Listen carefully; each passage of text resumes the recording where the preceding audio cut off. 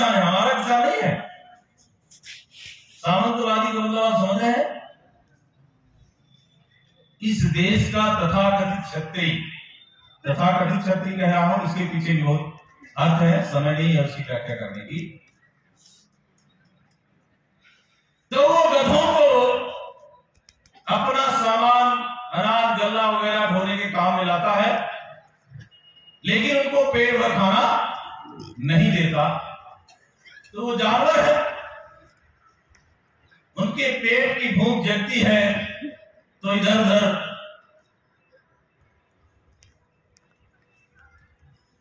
मुंह मारते हैं तो पिटाई करता है। और यही चलते चलते 2-3 साल के बाद एक गधा अचानक छूटता है और भाग लेता है। फिर यही बगल में जंगल में एक झील होती है और उधर वो चरता खाता रहता है, तो वो तंदुरुस्त हो जाता है। और इधर फंसता है एक, अब उसकी हालत खराब, डबल काम, खाना पेट भर मिलता नहीं, पिटाई अलग से होती है, वो और सूखा जा रहा है। उसके 2 साल के बाद वो भी गर्मी में जो किसानी कम होती है, खेती कम होती है या बिल्कुल नहीं होती, तो किसान सोचता है कि इसको भी छोड़ देते हैं, जाएगा चरे खाएगा, जरूरत होगी तो ले आएगा। वो निकलता है, चरते खाते उसी दोस्त के पास पहुंचता है। दोनों मिलते हैं, बड़े दिनों में मुलाकात होती है, बड़े हाव से मिलते हैं। जो पहले वाला था बड़ा दुखी होता है, कहता है यार तू तो मरने की स्थिति में आ गया, तुम्हारी हालत बहुत खराब है। तो कहता है यार हाँ करूं तो करूं क्या, तुम भाग आए, तुम्हारा भी काम मुझे भी करना पड़ता है, और वो किसान पेट भर खाना भी नहीं देता, पीटता हाथ से। तो कहता है यार तू भी भागा, क्यों पड़ा है उस पचड़े में? तो कहता है यार भाग तो आऊं, लेकिन मेरा भविष्य उधर दिखता है। तो बड़े आश्चर्य हो जाता है कि मर रहा है, कह रहा है मेरा भविष्य दिखता है। उसने कहा कैसा भविष्य दिखता है भाई? कहता है यार उस किसान की एक लड़की है। बोले हाँ आगे बताओ। बोले वो 10वीं में पढ़ती है। बोले हाँ फिर? अरे बोले उसका मन पढ़ने में नहीं लगता, और जब वो किसान उसको फटकार लगाता है तो ये कहता है कि तुम इस बार फेल हुई तो मैं तुम्हारी शादी गधे से कर दूंगा।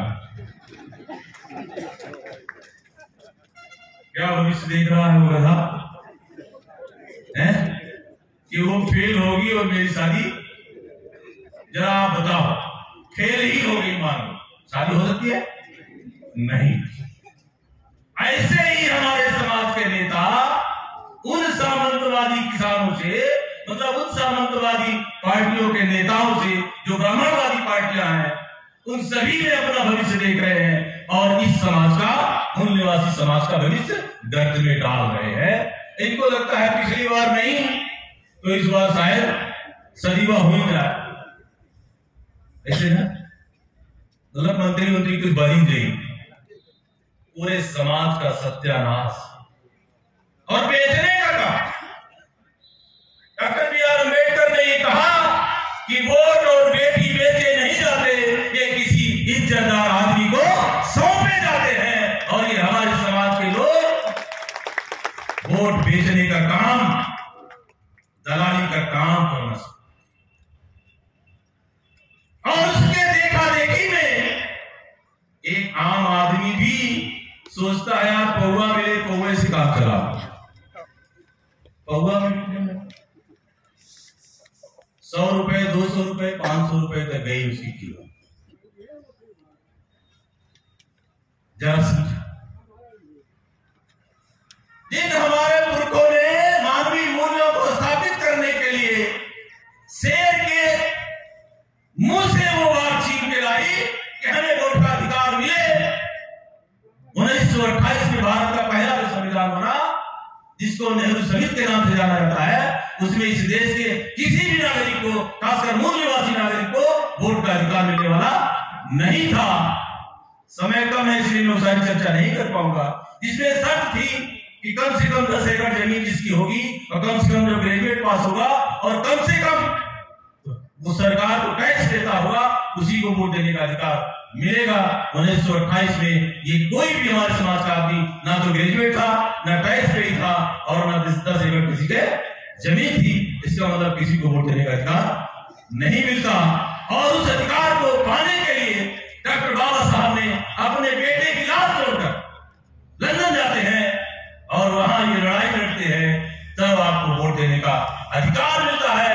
वोट देने का अधिकार का मतलब इस देश का राजा बनने का, और वो भी ब्राह्मणों के हुक्म पर नहीं, हमारे समाज का, हमारे समाज के लिए, हमारे समाज के द्वारा इस देश का शासन करता समाज बनाने का, शासन करता वर्ग बनाने का ये जो हमने अभियान छेड़ा है, इस अभियान में आप सबने सही बात समझने की पूरी कोशिश करोगे तो मुझे लगता है ये शुरुआत इस सतना की धरती से हो जाना चाहिए। जिन पुरोधाओं ने ये काम किया वो आज हमारे बीच में नहीं,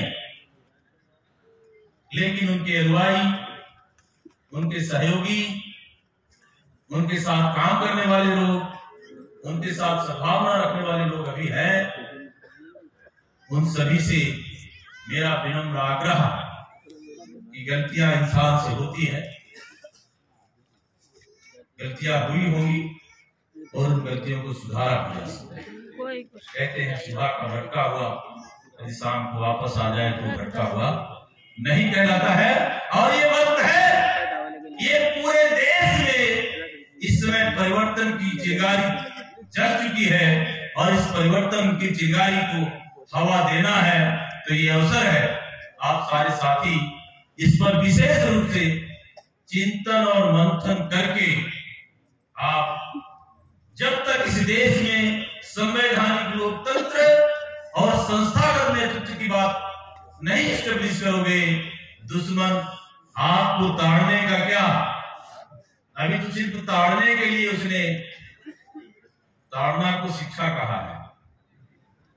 और मानस में हमारे जात के भाई का नाम भी लेटरिन लिखा। सम्मानीय नीरज भाई जी, मैं आपको ध्यान आकर्षण करना चाहूंगा।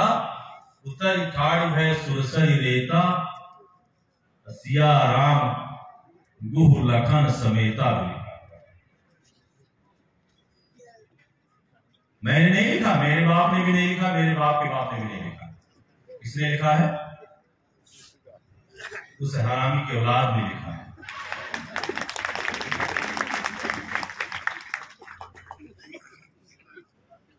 साथियों,